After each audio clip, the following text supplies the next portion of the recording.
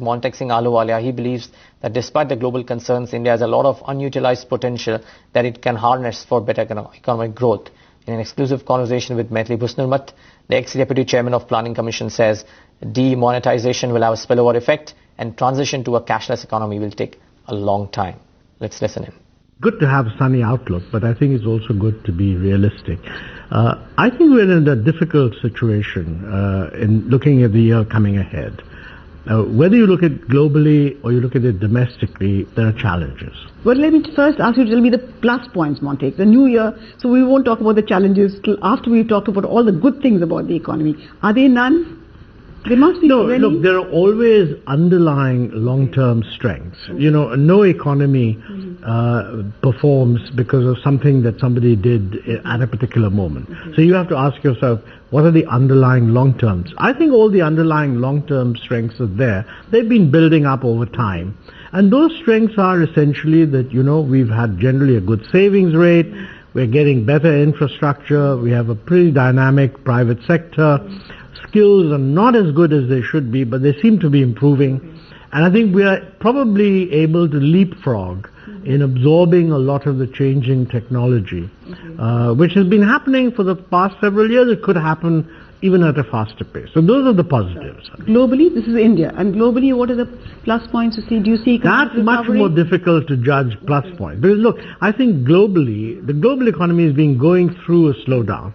After the financial crisis, people, first they feared that we'll have a great depression. But we didn't. I mean, there was a downturn and then an upturn. Then people felt that they would get back to the normal rather quickly. Didn't. At one stage, it looked as if the developing countries were doing okay, but it was the industrialized countries that had slowed down. That's changed. I mean, both the developing countries and the industrialized countries have slowed down, although the developing are growing faster than the industrialized. But what has happened is there are huge changes in the policy framework. I mean, what's gone on in the world, Brexit, maybe a Frexit, the whole mood in Europe, and of course the Trump election, has created a lot of uncertainty about policy. You know, a lot of people say there's uncertainty now about globalization. Could there be a reversal of policy? And the actual fact is that there have been very little bits of protectionism, but in quantitative terms, not a big reversal yet. But we have to see what the year is going to be like. I mean, for example, if the new U.S. president were to do everything that he said in the campaign, we'll have a major problem globally. But of course, you know, as you say, it's good to take a sunny outlook. People often say things in campaigns that they don't actually go and do. So we don't know. But I don't see too many upsides. I mean, one kind of uncertainty is that things could be very bad or they could be very good. In the global economy, I don't see upsides at the moment. So I think the best we can hope for is that things don't get too bad. So India, you feel there are more upsides to the Indian scenario than to the global scenario? That's where there's uncertainty, because I think there's a large number of things which have been on the agenda now for a number of years. And they relate to the core elements of reform in the Indian economy. Now, most people who look at the Indian economy would say that we have been accelerating since about 2003 or so. Okay, good growth rates, little lower now than earlier.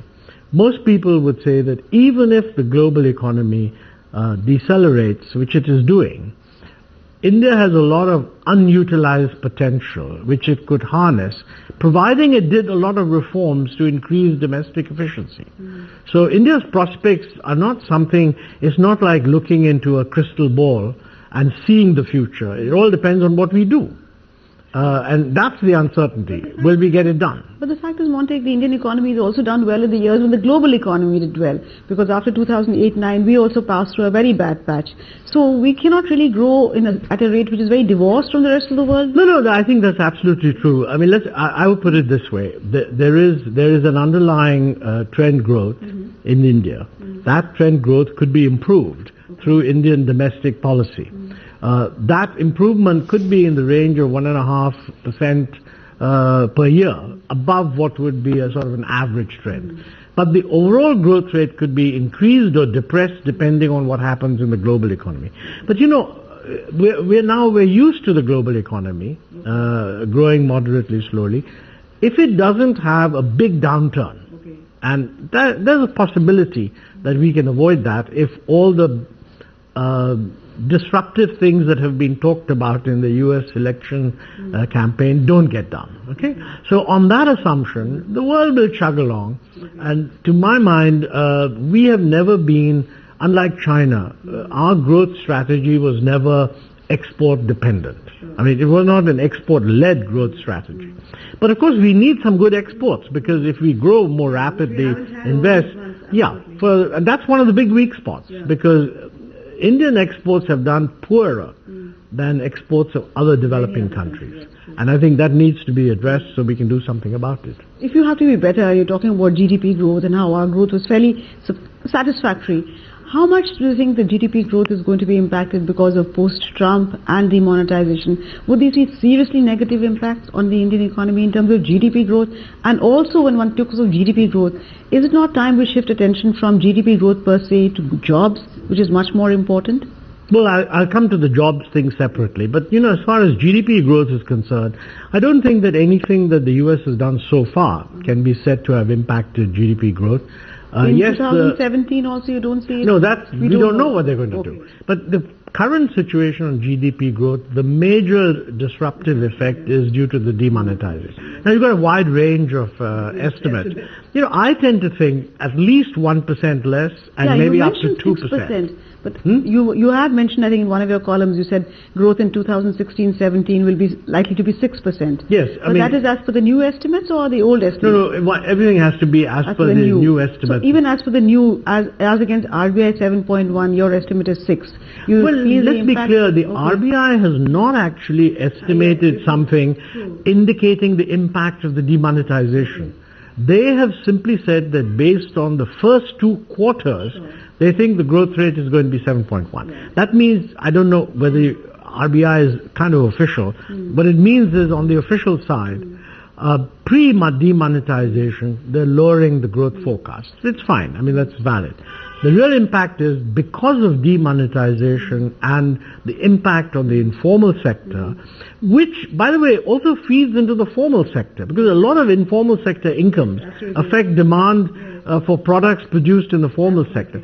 I've not seen any very good analysis of this, but my own guess is the negative impact of this for the current fiscal year will be between 1 and 2% of GDP. I mean, some people have said 3, I think that's too high. From 7.6 down to 5.6, or from 7 to... No, 7.6 was estimate.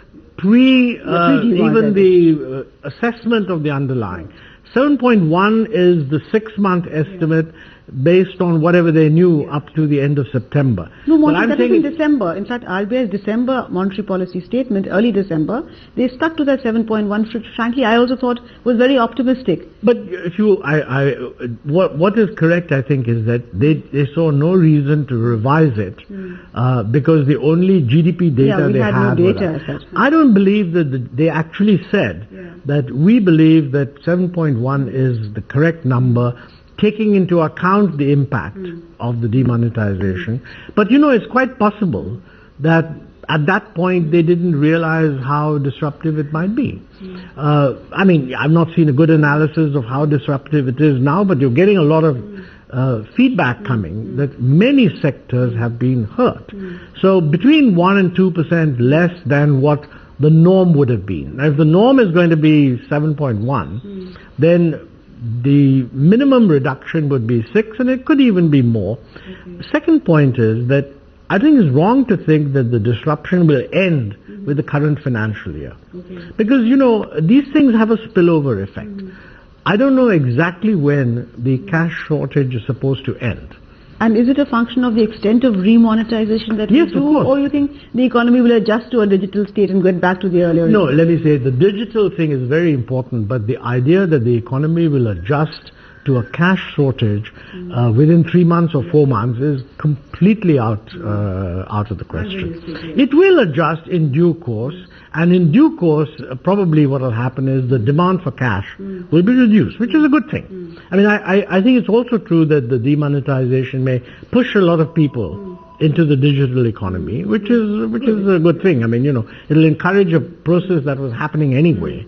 But, where there's a shortage of cash in a sector that is cash dependent, the question is that shortage of cash going to end on the 31st of March? Now, if the RBI is confident about that, what they should say is that all restrictions on bank deposit withdrawals will end on the 31st of March. That will at least stop people hoarding cash. I'm not aware that they've actually said that. Maybe they will give. Maybe they will give some indication. Maybe in the time of the budget speech we will know. But absent that, many people think that the cash shortage will continue for at least another 2 or 3 months into the next financial year. Plus, some of the income loss that has taken place now will impact demand, in the middle of next year. So next some spillover will also be there. Okay. Now, let me say, I don't want to be too pessimistic. I mean, the government has itself said that you have to go through short-term pain in order to get long-term gain.